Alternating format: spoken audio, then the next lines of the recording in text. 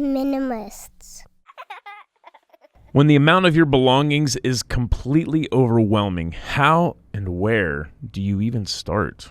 Well, here's my pithy answer. Maybe we could talk about it, Ryan. The why is the starting point.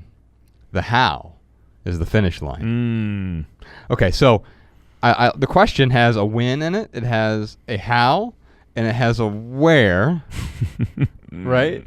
But the why is the actual starting line. Now, I think you have a piece of the why here. You're overwhelmed. But I think right now you're only intellectually overwhelmed. Yeah. And that's still overwhelming. And so by being intellectually overwhelmed, there's a lot of shoulds. What you're telling yourself is, I should simplify. I should let go. Letting go isn't prescriptive.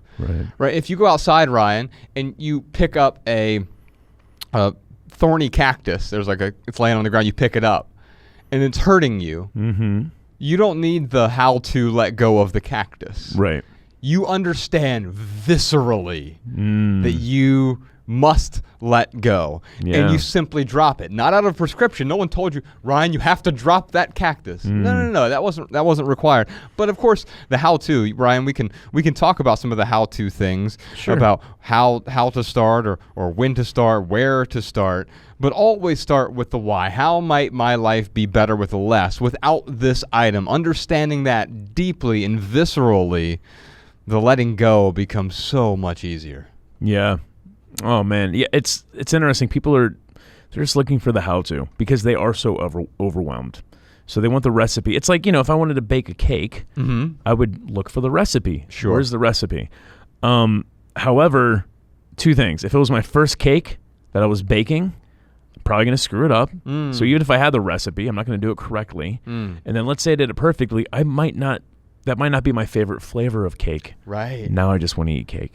Talking about all this cake. Can we extend this analogy a little bit farther, Sure. Ryan? Because I think it's great, is that if you're truly hungry, you're not even going to need the recipe for cake. You're going to find a way to nourish yourself. The cake is and of course the icing on the cake, as we say, right? It's everything else after we've done what we need to do. Anyway, I'm sure you got something pithy for us. Yeah, my pithy answer is this: a life without boundaries is a life without peace. Woo! So, James, here's the thing: is you're overwhelmed because you haven't set up the appropriate boundaries. So, once you get past the why, once you answer that question, how might your life be better with less?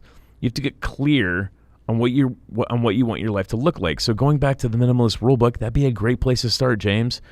You can adapt for your life those rules. You can edit them a little bit. The rules that we have laid out, it's for Josh and I. It's not for you per se. If you take all of our rules up and you're like, these are the perfect rules for me, also great. That's outstanding. You're not going to get a certificate or anything. But the key is like you have to set up some boundaries. And then here's the third and most important part, I feel, is you got to take action. If you don't take the action, James, it doesn't matter what self-help book you read, you have to take action. And I think going back to the baking the cake analogy, people are scared to start because they're scared of failing. They're scared of it not working the way that they intended it to. And yeah, I guess, that's my way of just giving James or anyone else out there permission to screw it up. Start and screw up and learn from it and then start again. The cake actually really highlights that because no one's really afraid of baking a cake. Right, but when it becomes these higher stakes items like letting go of your stuff or ending a relationship or dealing with sentimental items. I mean, I think about that. Just getting rid of some of my mom's stuff. That produced initially a lot of anxiety and stress and overwhelm in me. And James is talking about how overwhelming this process is. Baking a cake generally isn't overwhelming. Well, why isn't it overwhelming? It would be if you had never heard of cake before. And you had never been in a kitchen before. Sure. If you're some tribal person who was just brought into a kitchen and you're going to be overwhelmed. But it quickly becomes not overwhelming because there is a recipe. And the recipe isn't just the ingredients. There's a sequence of events there as well. And so things like the Minimalist Rulebook, we give you a recipe, and you can adjust it for your own taste.